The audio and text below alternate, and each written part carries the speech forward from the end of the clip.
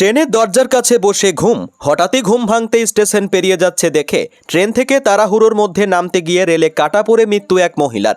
ঘটনাটি এদিন সোমবার সকালে ব্যান্ডেল কাটোয়া লাইনের সমুদ্রগড় স্টেশন এলাকায় ঘটে। জানা গিয়েছে মৃত ওই মহিলার নাম লাইলা বিবি। তার বাড়ি হুগলির বলাগড়ের শ্রীপুর বাজার চান্দ্রা কলোনি এলাকায়। জানা গিয়েছে প্রতিদিনই সমুদ্রগড় থেকে সবজি কিনে ট্রেনে করে নিয়ে গিয়ে বলাগড়ে গিয়ে বেচতেন তিনি। আর 5টা দিনের মতন সোমবারও ট্রেনে করে সবজি কিনতে এসে হঠাৎই ঘুম চলে আসে। ট্রেনে তাড়াহুড়ো করে নামতে গিয়েই ট্রেন থেকে পড়ে মৃত্যু মহিলার।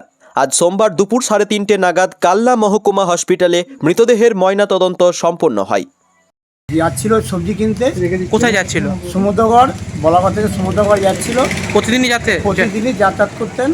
আর ওখান থেকে নিয়ে এসে সমুদ্রগড় থেকে নিয়ে এসে বলাগড় বেচতেন। আর মানে ট্রেনে উঠে সমুদ্রগড় স্টেশনের কাছে ঘুমিয়ে গেছে, আর ছাড়ার মধ্যেই ঘুমটা ভেঙেছে। আর সঙ্গে সঙ্গে নামতে গিয়ে পড়ে গেছে। পড়ে গিয়ে সামনে কালভার্ট ছিল, কালভার্ট থেকে রিটার্ন এসে তখন পা কেটেছে। তার মাথা মানে চলন্ত ট্রেন থেকে পড়ে গিয়েছিল? চলন্ত ট্রেন থেকে। কখন হয়েছে ঘটনা? ওটা হচ্ছে 4:50, 5:50 আজকে ভোরবেলা? আজ ভোরবেলা। দিয়ে হচ্ছে গিয়ে সাথে সাথেই মারা যায় না? হচ্ছে না, কিছুক্ষণ ছিল, পাশের লোক দেখেছে, আমরা তো ছিলাম না ওইখানে।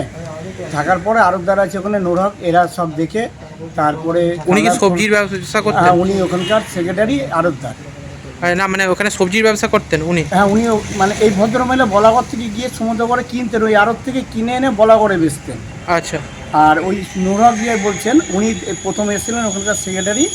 উনি এসে দেখার পরে তারপরে কানলাকে ফোন করে, কারণ কানলা যখন গেছে তখন তো মৃত হয়ে গেছে ওখানে, তখন ওখান থেকে আজকে ময়নাতদন্তের জন্য নিয়ে এসছে নাকি? আজকে নিয়ে এসছে।